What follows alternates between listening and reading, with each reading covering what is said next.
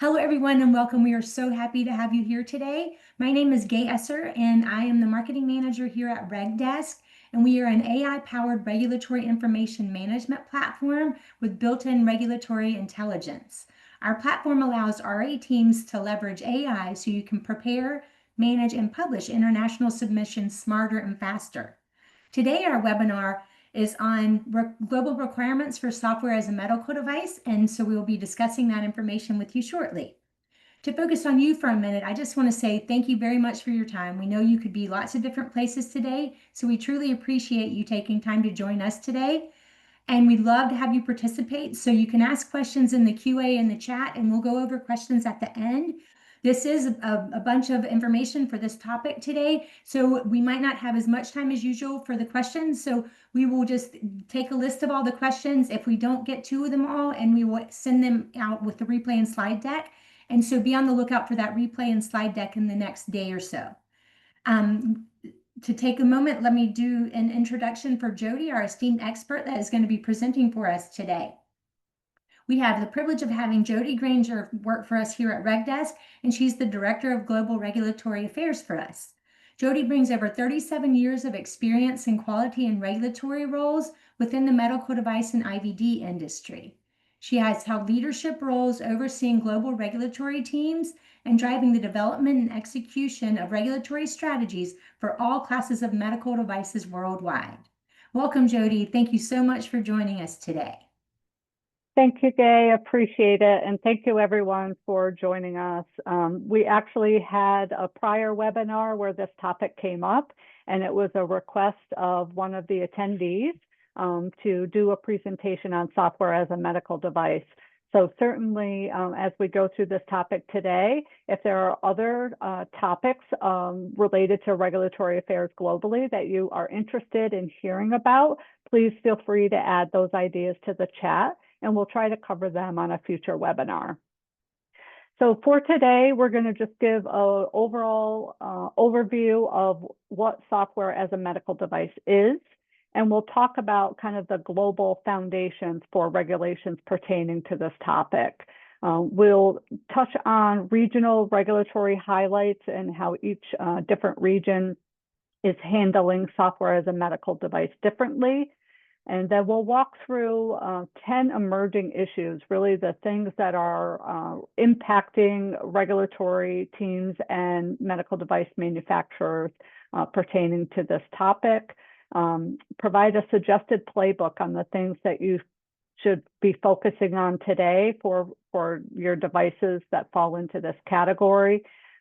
Briefly touch base on key takeaways, and then have a Q&A. As Gay mentioned, if we don't get to all the questions today, we will certainly respond in writing to all of them when the handout materials are provided to you in the subsequent days. So let's jump right in. So in terms of overview of software as a medical device, it's important to understand the definition and how regulators are classifying this type of product. If the medical device is intended to be used for a medical purpose that perform these purposes without being part of a hardware of a medical device, it needs to function independently of any specific medical hardware. The medical purpose is determined by your intended use. Is it used to diagnose, to provide treatment, monitoring, prediction, or prevention of medical issues? And if the software only drives or controls a hardware device, it is important to know that it's considered embedded and integral software, not software as a medical device. So it gets complicated, of course, of trying to figure out, well, is it or isn't it a software as a medical device classification? So here I've provided a few examples of where it truly is classified as an SaMD. Mobile apps that analyze heart rhythm and alert to atrial fibrillation would fall into the category of software as a medical device. There are cloud-based softwares that use AI to interpret radiological images There are decision support tools for oncologists that will recommend personalized treatment for a patient. And then screening software that analyzes retinal images for diabetic retinopathy. So those are a few examples of categories that have fallen into software as a medical device. In contrast to that, there are things that do not fall. So if your software is used only for administrative purposes, even if it's used in a hospital setting, like a hospital billing tool, that is not being regulated as an SaMD. You can have wellness apps on your cell phone as an example, maybe step counters, meditation apps, things of that nature. Those also would not classify as software as a medical device due to the fact that they do not meet the specific criteria. If your software is simply storing information, transmitting that information, or displaying it, and then the physician will be doing the analysis or interpretation of that data, then that is also excluded from this category. And then critically, if your firmware or software is part of a hardware device, then that specific software itself is being controlled by the hardware device itself. And so it would fall outside of the SaMD requirements. So those are just some examples of where it does meet the category and where it does not. In terms of looking at software as a medical device globally, again, it really comes down, the first key step is really determining if your product falls into this category or not. So you need to go through an assessment process. The intended use of your device and how the process is determined is pretty well harmonized across markets. Most are following the universal IMDRF criteria. So again, it comes back to if your product has a medical purpose that includes diagnosis, prevention, monitoring, prediction, prognosis, treatment, or alleviation of disease and conditions. If your device is not doing those things, then it would not qualify as a software as a medical device. If it does do one or more of those things, and it is working independently of a hardware device, then you have found the proper category of an SaMD. So in terms of making that determination, how should you go about doing that? So I'm going to walk through some slides that kind of provide you a step-by-step guidance and checklist for making that decision. So the first thing you'll want to do is understand your intended use. You need to know the exact intended use that you intend to put in your labeling. You can also consider any claims that are made in the UI, the user interface, any claims that you intend to place on a website, in your IFU, ads, etc. You want to make sure that you cover all of that because your determination will be directly linked to how you want to market your product. So that intended use is your first step. Then you walk through for that intended use and how my device functions. Is there a medical purpose for it? And again, it walks through all those criteria I had mentioned before in terms of prevention, prediction, monitoring, etc. If you determine that yes, it does meet some of these criteria, then you'll continue on with the checklist. So the next step is determining, is this a standalone software or is it embedded or integral to hardware? So if it is embedded, then your product is going to be regulated as that device as a whole, and it will not be regulated as an SaMD. If it is standalone, it's an app, it's in the cloud, it's on a specific PC, not embedded into a medical device, then you can move, then it is not an SaMD. You also have to look at, is this an accessory to a medical device?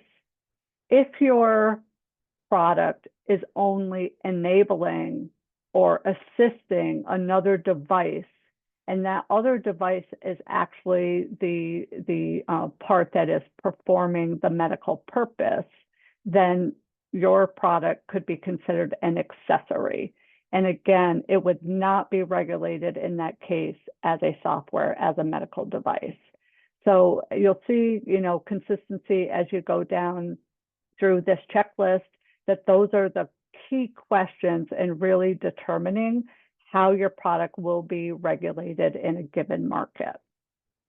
So moving on with the checklist, the next question to ask is, what function does your product perform?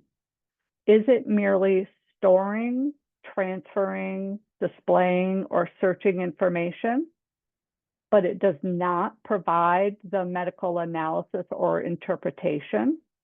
You'll need to understand that.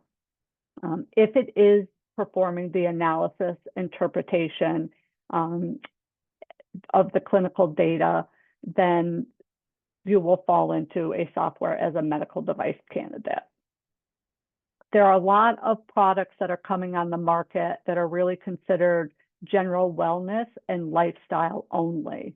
So if you are tracking things like a step tracker, those are giving users information that may pertain to their health, but it is not, guiding the disease. It is just information that's being provided. And if you're not making disease-related claims or telling customers that, it will guide the interpretation of the disease itself, then you can leave this in a general wellness category and not have to worry about being regulated as a software, as a medical device. Moving on with the checklist, there's a clinical decision support check. So this is an independent review of the basis of the recommendation. You need to determine if the information provided by your product is non-critical to patient safety. Some countries will exempt or limit regulation if the data that you're providing is non-critical to patient safety. So it's important to walk through the CDS in order to make that determination and guide your regulatory pathway. The next area is in regards to identifying the clinical context. So who are your intended users? Is it a healthcare professional or a lay person? The target population is really going to impact the severity of your device and the condition that's being done. Certainly a healthcare provider is going to have training to interpret data that's being provided to them, where a layperson would not have that experience. So this will all factor into the risk classification of your device, and that will become very critical in the later steps of the process. The IMDRF, software as a medical device risk categorization, really walks through a process. Is it informing the end user? Is it driving the treatment and diagnosis of the disease? And is it a non-serious, serious, or critical disease that you are monitoring? So all of those can be mapped in the IMDRF risk categorization process. There are 4 different categories within that risk categorizations, and most markets are really aligning with that IMDRF classification process. If you've gotten this far and you have determined that, yes, based on everything we've walked through prior to now, we do believe our product is a software as a medical device, then the next step would be to apply the market-specific classification rules. We're going to talk a little bit later about different regions and countries and where you can find those classification rules. In addition, you'll have to determine, of course, is your software as a medical device falling into an IVD or a non-IVD medical device? And if you find that you're providing information from IVD measurements and it's interpreting lab results as an example, and it's a standalone, not integrated into a hardware, then you would likely fall into the IVD category. Many countries have IVD R and IVD rules that if it's a software as a medical device, it kind of ratchets you up to a higher risk class. So that's important to know as well. Ultimately, regardless of you walking through this checklist, if you've determined, yes, it is an SaMD or no, it is not, it's very important to document how you came to that determination. It's important to clearly in the checklist document your intended use and the answers to each of the questions that we've walked through and what supporting evidence you have for each of those. That way, if you have decided to go ahead and market something and you don't feel that it fell into an SaMD category, you have clear justification for that determination if an auditor asks you to provide it.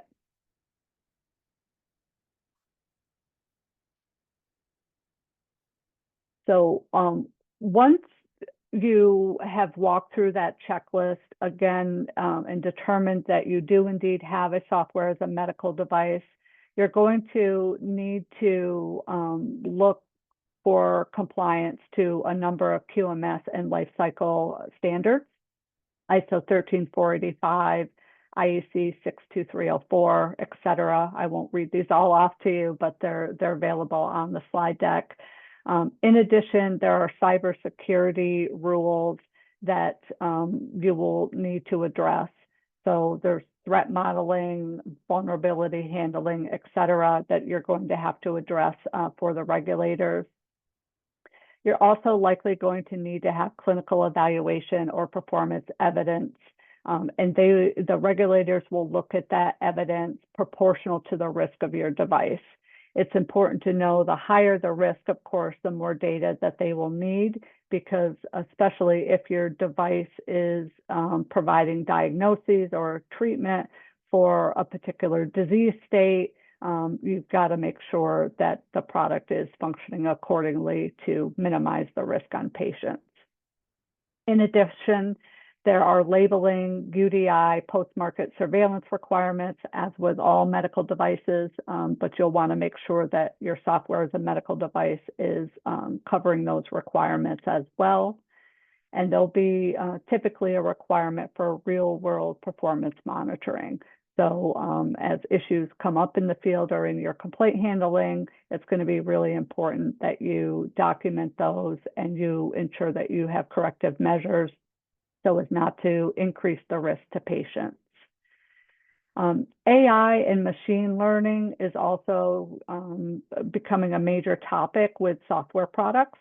And so there will be a requirement to document all the data management, any biases that your tool has, and control the strategy of how any updates to your products or different iterations with AI or machine learning are impacting the overall safety of the device.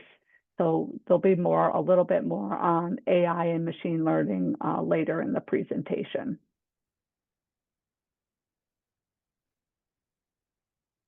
So if we're moving on to the regional regulatory highlights, as I mentioned earlier, the IMDRF definition of SaMD has been pretty well adopted globally. So again, the software needs to be intended to be used for a medical purpose. and that medical purpose is not part of a hardware of a primary medical device.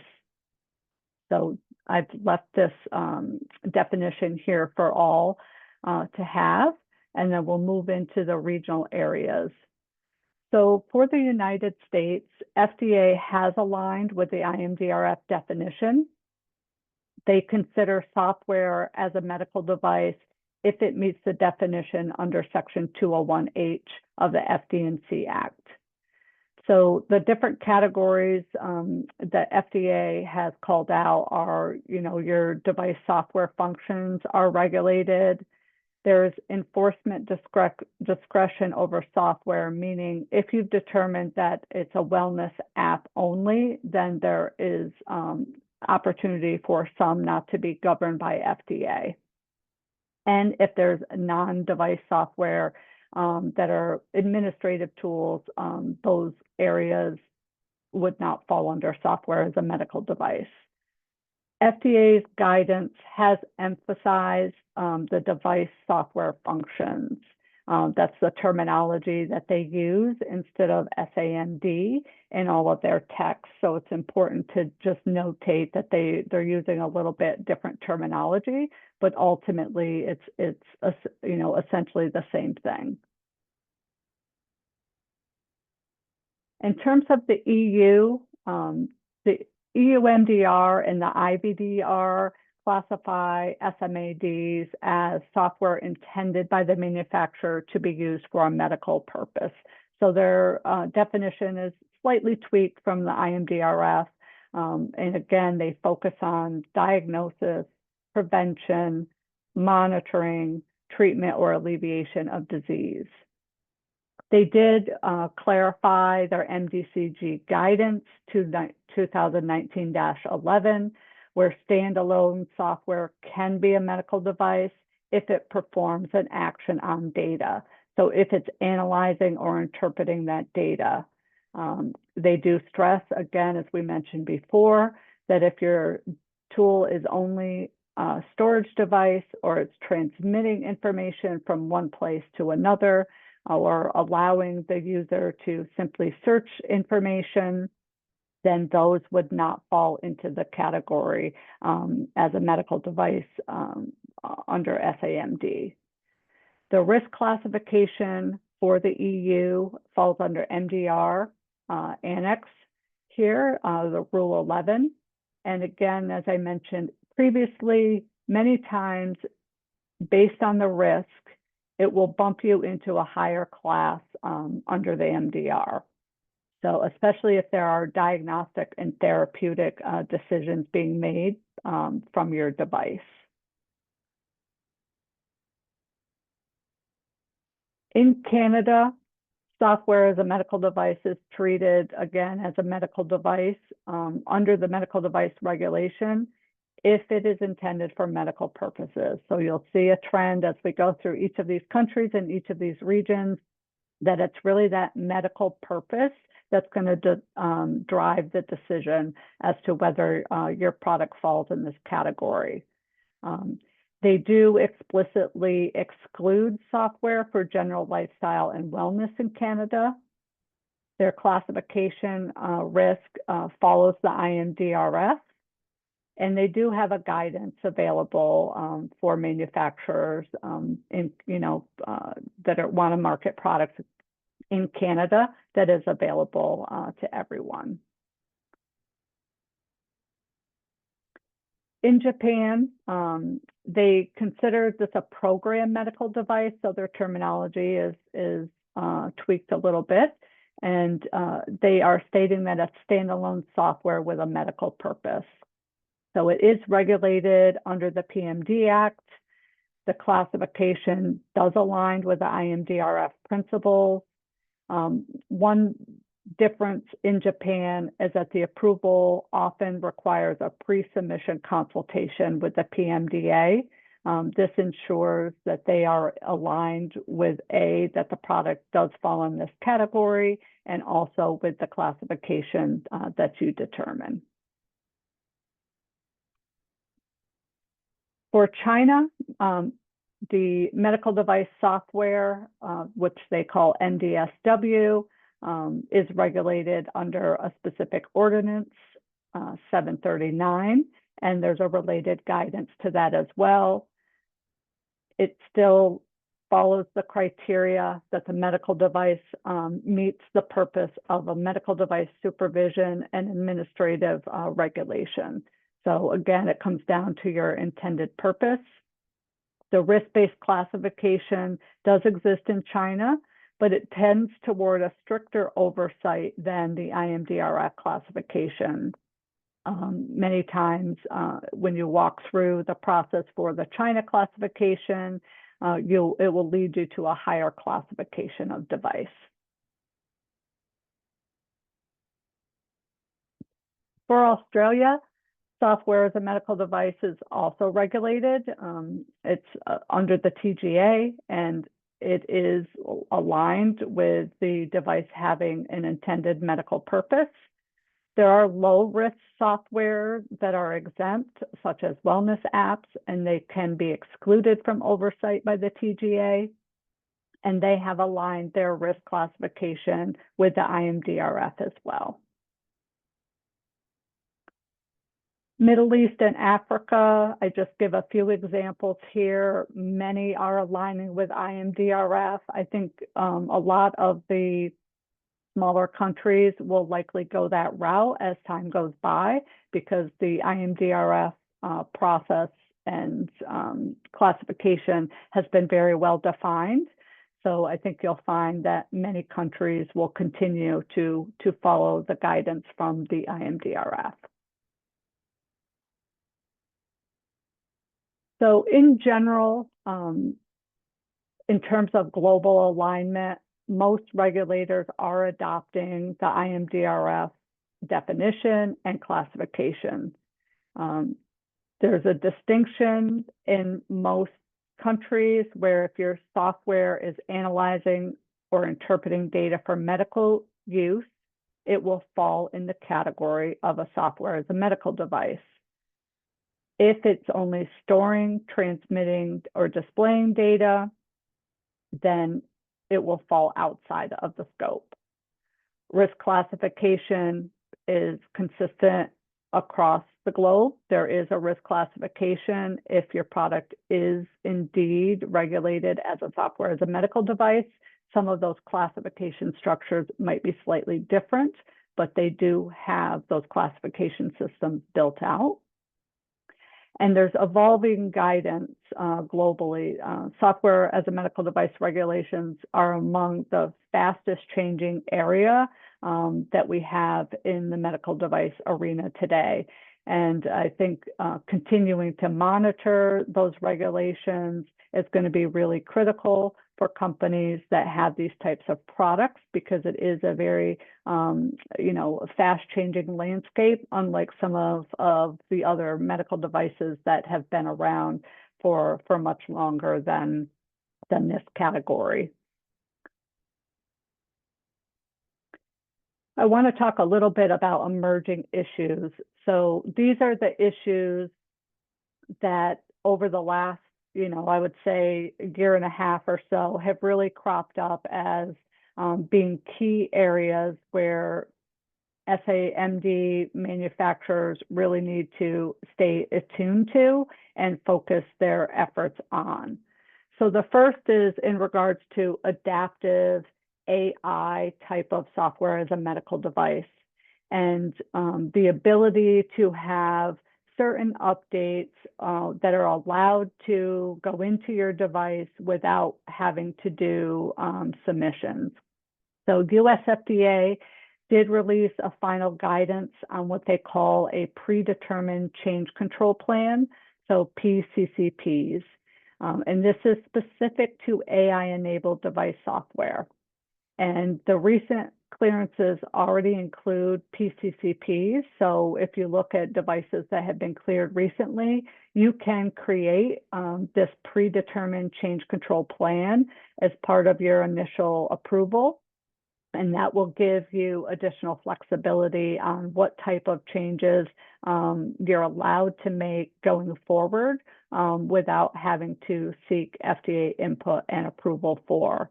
So the reviewers, when they look at your PCC plan, will be expecting for very precise what will change, how will it be verified, and the impact assessment for those changes. So this is a really critical area to understand if you fall into this type of product.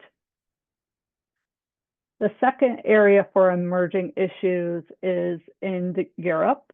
So EU has two separate sets of regulations that will come into play here.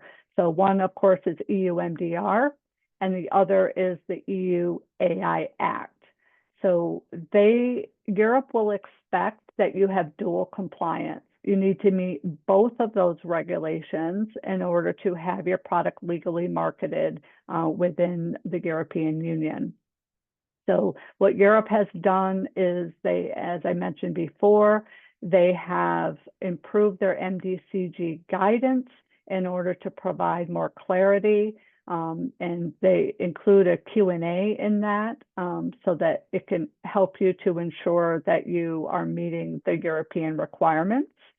And the AI Act, I don't know how many folks were able to attend the European RAPS meeting, but there was a lot of discussion in regards to the AI Act and how that impacts software as a medical device. That is something that your teams will need to become very familiar with fast because, as I mentioned, you need to comply with both that act and the EU MDR in order to have your products marketed in Europe. So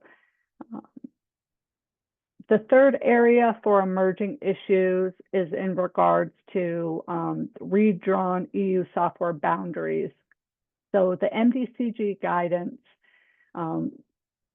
really clarifies what is and isn't a medical device software, and it refined how Rule 11 was applied. So this helped a lot in terms of wellness apps and kind of making that determination of what could fall outside of the regulatory framework for software as a medical device. And so that new rule has been issued in 2025 and is available for clients, manufacturers to now use. There was a lot of ambiguity in the prior MDCG in terms of determining if you fell within a software as a medical device or not. And I think the updates that have been made will help prevent that from happening. It's much more clear. The next area for emerging issues is related to global risk thinking and being tuned for software. So IMDRF have an N81 January 2025 publication. And then within this, it adds a software-specific risk. So this is a special risk assessment for the characterization of software as a medical device. And they're really nudging reviewers to look harder at data quality, model behavior, human factors, and update mechanisms for these types of devices. So I strongly suggest that you take a look at this N81 and ensure that your procedures and your development cycles, et cetera, factor in the requirements of this document. Cybersecurity is an additional area. Cybersecurity requirements are really tightening fast across the globe. FDA recently replaced its 2023 pre-market cybersecurity guidance in June of 2025, and it ties expectations back to the FD&C Act. So they're really looking at vulnerability handling with this updated guidance and it's critical that you are ensuring that you are meeting the latest requirements and expectations of FDA, or your submissions, are going to be delayed in terms of getting approval. In addition, Australia added an essential principle 13B, and Singapore has released a cybersecurity labeling scheme for medical devices. So this is all very dynamic in terms of requirements for cybersecurity. And again, software as a medical device combined with cybersecurity, combined with AI, is all changing very rapidly. There are also change management pathways beyond what the US has done with their PCCPs. So Singapore has come up with a change management program specific for software as a medical device. And this includes machine learning enabled products. So they're trying to offer a structured way to pre-specify future software changes that you're allowed to make without having to refile with the regulatory authority for approval. I think the PCCP and this CMP change management program in Singapore, the regulators have recognized that, especially with a software device, the development and activities that may occur after launch happen at a much faster pace than potentially, medical device changes on other types of devices. So they're trying to factor in ways that it will allow manufacturers to continue to evolve, continue to improve their products without having to seek prior approval each time. Within each of these programs, the PCCP and the CMP, it's really coming down to risk. What are the risk factors of that particular type of change? How are the manufacturers committing to assessing those changes to ensure that the product still meets its intended purpose, and give manufacturers a little leeway with making those changes post-market?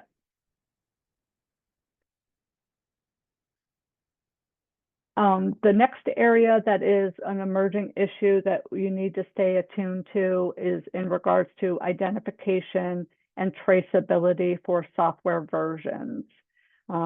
We expect stricter expectations that users can see the exact version and build running on their tool.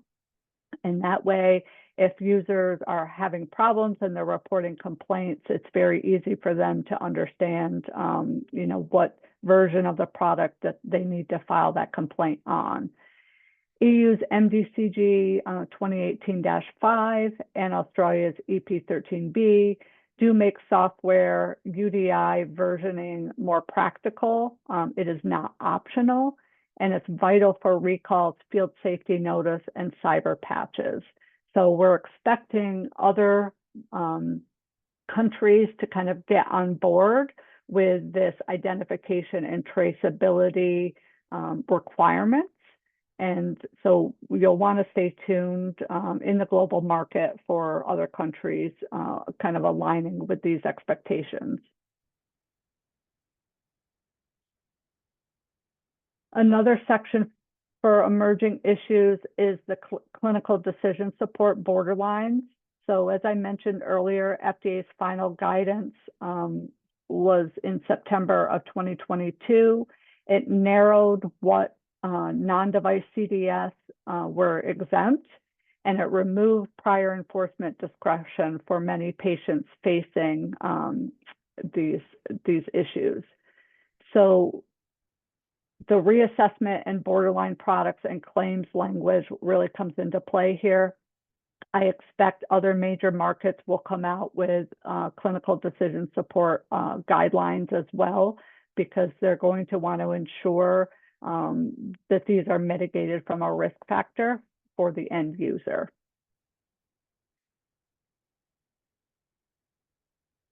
The next area is in regards to country-specific digital health frameworks. They are maturing, so every regulatory authority is taking a close look at software as a medical device.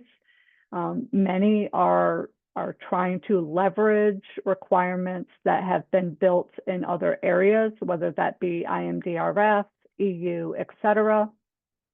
But some of them are coming out with their own requirements on top of that. So Saudi, as an example, has a document, the MDSGO 27, that was just published in August of this year. This is helping for the Saudi Arabia market to scope products for software as a medical device. They've got specific requirements in there regarding the data, cybersecurity, and advertising of software as a medical device. So you'll continue to see additional frameworks coming out from other markets, and you know, that's one area that RegDesk is making sure that we're monitoring, and we're including it in our regulatory intelligence in our platform, as any updates that are made globally in regards to this device category. We are able to alert our customers of those immediately and update the requirements within our platform so that it's very clear of what you need to comply with in terms of test data, post-market changes, et cetera, and that you are not kind of caught unaware in certain markets of things that are shifting. The next area is in regards to the AI lifecycle and real-world performance expectations. So FDA has published an AI lifecycle draft in January of 2025, and the EU's AI Act that is going to interplay with EU MDR are probably the first real sound areas in this forum for regulators. You're going to see a lot of other countries jump on board, providing similar types of requirements. So I think following these closely, because I do expect that they'll change even within the US and EU. It will be very dynamic over the next several years on how AI type of changes and life cycle are regulated, what you're allowed to do without going to the regulator for approval, and post-market monitoring of those activities will become really important, I think, to organizations. The more data that these regulators can obtain to show that the control mechanisms they put in place with like the PCCP will allow them to either open up the ability for manufacturers to determine what has changed the risk profile and need to be submitted, and which ones they feel are low risk and that you're able to go ahead and implement without their prior approval. In terms of what you do in this changing market, what your team should be focusing on if you have a software as a medical device. The first thing, once you've determined it is indeed a software as a medical device, is really to map your product to the IMDRF N81 risk. So that mirrors, this is mirrored in the EU Rule 11 and your FDA product code. So the data that you can map within that risk framework is going to help you across multiple markets. If AI is involved, you're going to need to draft that PCCP, CMP type plan. You're going to need to be very thoughtful about what type of changes you can foresee so that you can submit that to the regulatory authorities when you first gain approval. That will allow you, as I mentioned, to have more flexibility in making changes, over time. You're going to need to build a cybersecurity dossier that reuses your IMDRF N73 and N70 elements, and this will help meet the FDA 2025 expectations. You're going to need to ensure the version and build visibility is available to users. And then on the EU AI, you're going to need to create kind of a single map showing where the MDR tech docs satisfy the AI Act obligations and what gaps you may have that remain open that need to be closed elsewhere.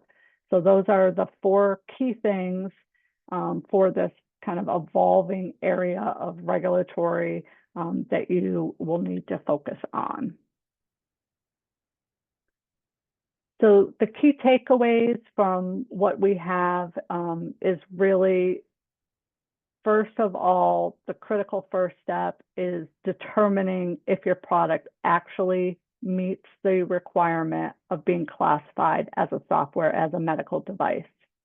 And I'll go back to the definition here one more time, because this really is the first critical step. The product needs to have a medical purpose that includes the diagnosis, prevention, monitoring, prediction, prognosis, treatment, or alleviation of disease or conditions. So that is the critical first step in determining if you are regulated as a software as a medical device. And then the other key takeaway is really that the regulatory climate is changing so rapidly for these types of products, especially as AI factors are introduced. And it's going to be really imperative for companies to monitor these ongoing legislative changes, not only monitoring them, but understanding when the new requirements are going to be implemented. And if you do sell your products globally, how that may impact your ability to continue to sell in each of those markets. It suggests that if you are global, that you ensure you have good tools in place for regulatory monitoring of legislative changes, and that those assessments are done quickly once you are informed of a legislative change, so that you can go ahead and not force yourself out of a market because you don't meet new requirements. So that is an overview of what we have for software as a medical device. We'll open the floor to Q&A. So I'll let Gay will be jumping in to share some questions that we've received. Yes, perfect. Thank you so much, Jody. That was such valuable information. And I think it really will help clarify a lot of things for people, especially with questions about how to qualify if the software is a medical device. So our first question is, how does SaMD differ from embedded or accessory software? That's the key defining factor that the regulators have put in place, is that if the software itself is embedded into a device, so as an example, a firmware that might be in a pacemaker, it's considered part of that hardware device. So your regulatory pathway is going to be for getting approval of the hardware itself, of which software is a component. For things that have been classified as software as a medical device, that is a standalone software. It is not embedded in any other device, but it's performing a function that, as I mentioned, includes the diagnosis and, monitoring of specific medical conditions. So that's really the difference between it being embedded in a device or not. And that is a key factor right from the beginning to determine the regulatory pathway that you need to take. Okay, perfect. Thanks for that information. Another question is, how is SaMD classified by risk? Okay, so the risk classification, as I mentioned, the IMDRF has really set out a nice framework for risk that most countries are starting to follow. And that really hinges on the intended use of the device and the impact to patient safety. So the intended use, depending on if it were to fail, what would the impact to the patient safety be? So your risk documentation surrounding a product is really going to be the core of being able to help you classify things appropriately, and should be done, early on in the process based on those claims and intended use statements that you intend to make.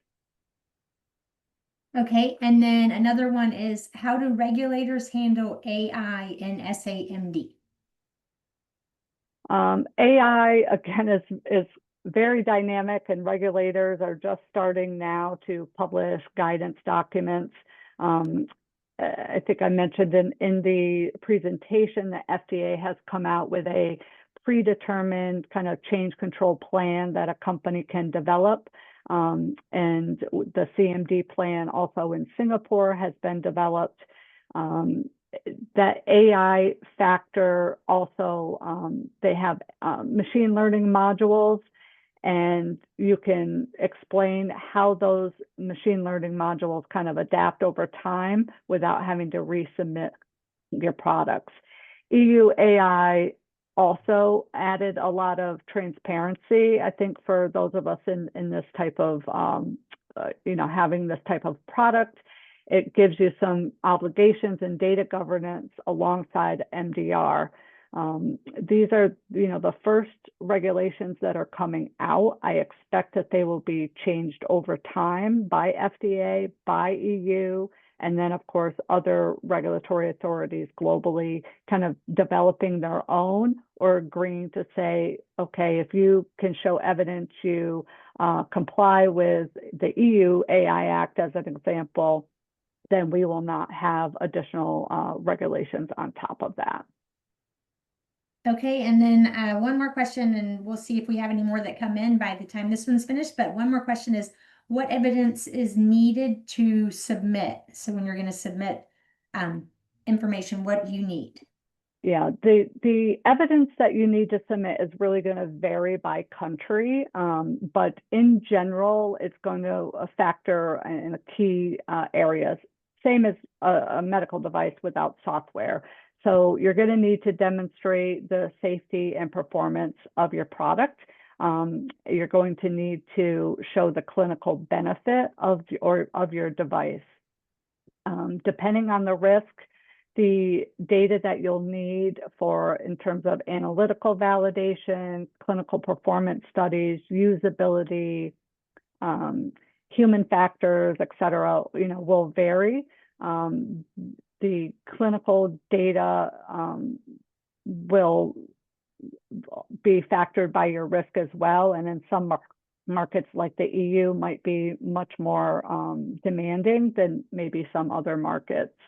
So you're going to have to look holistically when you're first developing the product of what markets you intend to go in, so that your regulatory teams can really pull together a final list of data that will be needed to support these types of devices in each of those markets. Okay, and we have another question that came in, and I know it maybe is a little specific, so we'll see if you're able to answer it. And if not, we'll do a little research and provide more information. So does software that provides information on how a patient is doing that the clinician can use to determine if a routine visit is required or not count as monitoring a medical condition? For example, if it sends blood pressure measurements and the doctor looks and sees there's no changes and they can skip the routine 6-month visit, basically. Does that? Yeah, I'd have to walk through the full risk profile of the device, but it sounds to me like if it is only gathering data, blood pressure data, and then it is transferring that data to the clinician, so you're just basically moving the data from an app that the patient has over to the clinician to review, then that would not fall in software as a medical device. The blood pressure cuff or whatever is taking the blood pressure measurement would be a device. The blood pressure cuff itself is regulated, but the app that is gathering that data and then transferring it to the clinician for review likely would fall outside of software as a medical device. But again, you have to walk through the whole process. I don't know all of the information related to your device, but that's my first inclination based on the question. Perfect. And if you have any more questions or want to clarify anything else, send us some more information and we'll be glad to go over any of those questions. For right now, that's all the questions that we have. So just thank you guys so much for participating today. And Jody, thank you so much for sharing such valuable information. We do have a webinar that we'll be doing next month. We do them at the end of every month, and that will be understanding the global impact of making changes to currently marketed medical devices. And we'll have a little sneak peek into our platform. So be sure to register for that. Jody, thank you again for coming today and for giving us all this information. We really appreciate it. Yeah, thank you. Appreciate it. Okay, everybody have a great day. Thank you. Okay.